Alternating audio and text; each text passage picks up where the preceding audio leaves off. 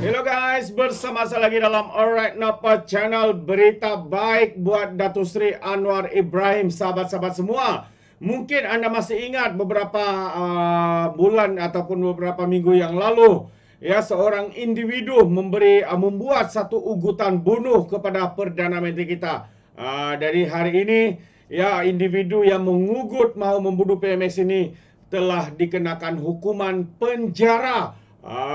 So ini yang menarik untuk saya kongsikan bersama dengan anda.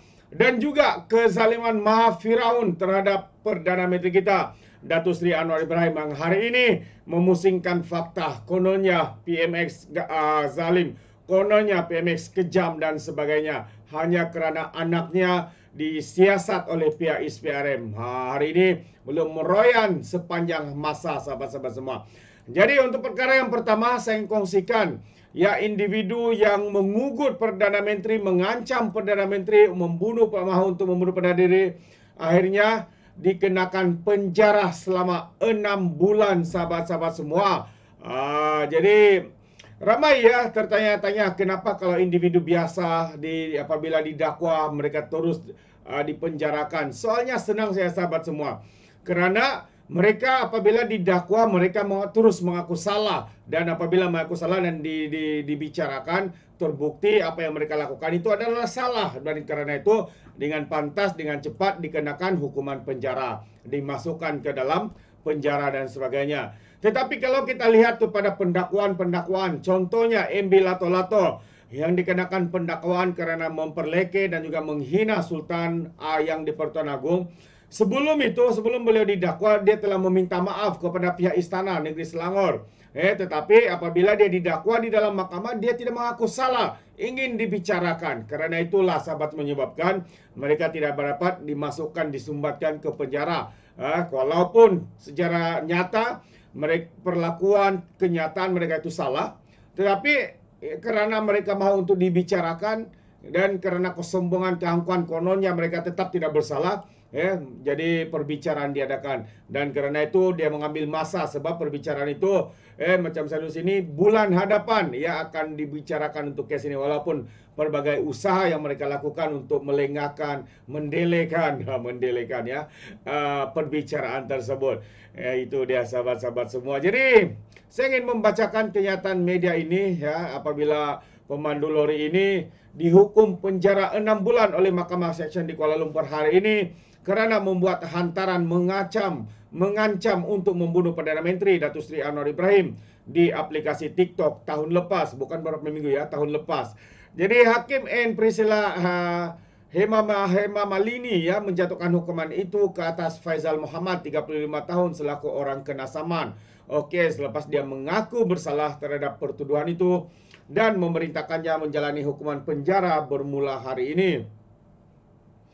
Faizal yang menangis mendengar hukuman itu didakwa membuat dan memulakan penghantaran yang mengancam sifatnya terhadap Anwar dan menteri-menteri dengan menggunakan nama profil TikTok Jaidani 89 dengan niat untuk menyakitkan hati orang pada 20 November 2023. Hantaran itu telah dibuat pada 26 tahun Samah pada 12 tengah hari di sebuah kondominium di Jalan Tong Sing, Dang Wangi di sini, mengikut Seksyen 233 dalam kurungan 1 dalam kurungan E Akta Komunikasi dan Multimedia 1998 dan boleh dihukum di bawah Seksyen 233 dalam kurungan 3 Akta Samar.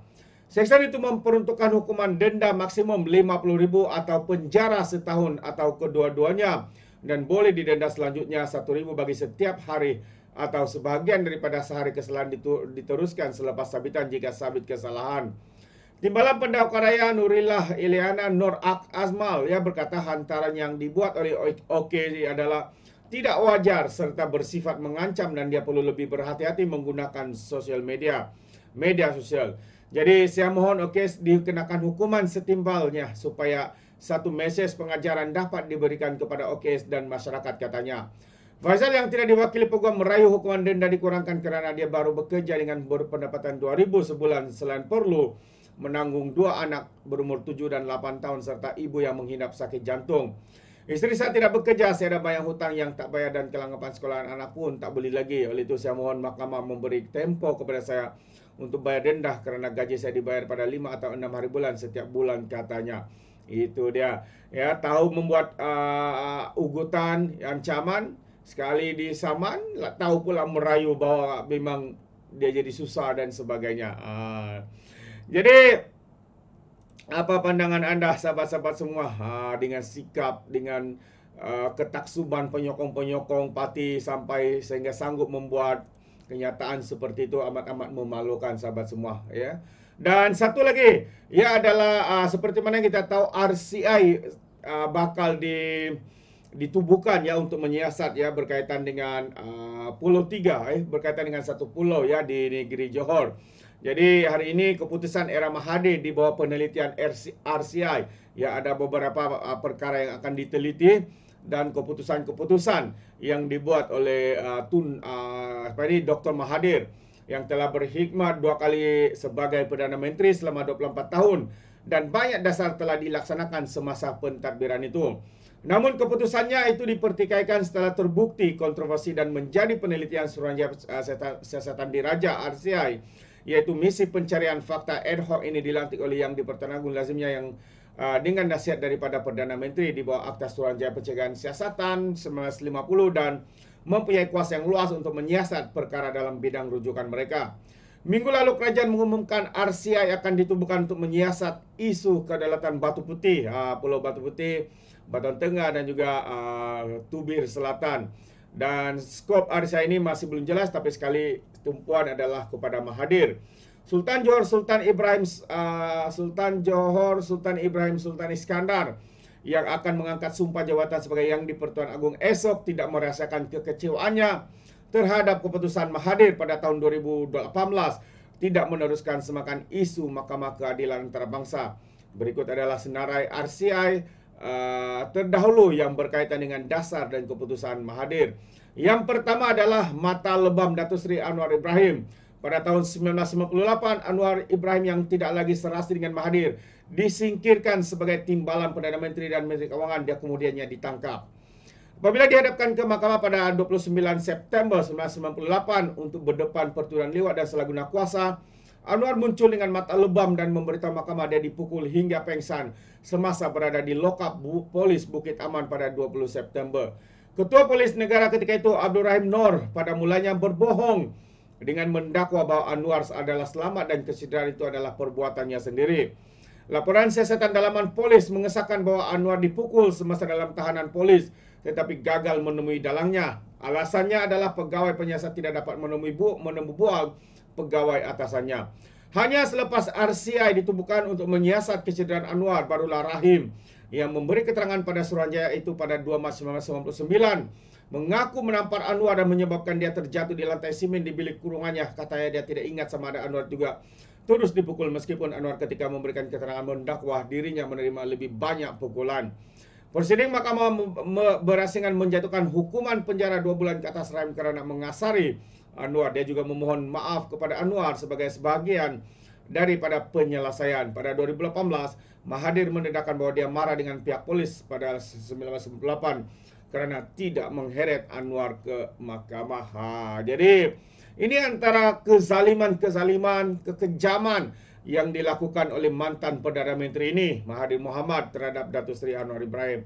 Tapi hari ini kalau kita lihat sahabat semua, beliau terus menerus menyerang Datuk Seri, mengatakan Datuk Seri Perdana Menteri kita hari ini kejam, menggunakan agensi-agensi untuk menyiasat anak-anak beliau, kroni-kroni beliau dan sebagainya. Sedangkan hakikatnya sahabat semua, kita boleh tahu siapa sebenarnya yang kejam, siapa sebenarnya yang menghina, memperlakukan begitu teruk sekali Perdana Menteri kita hari ini. Sebelum beliau diangkat menjadi Perdana Menteri, itulah yang dilakukan, kekejaman yang dibuat, yang ramai anak-anak muda tidak tahu sahabat-sahabat semua.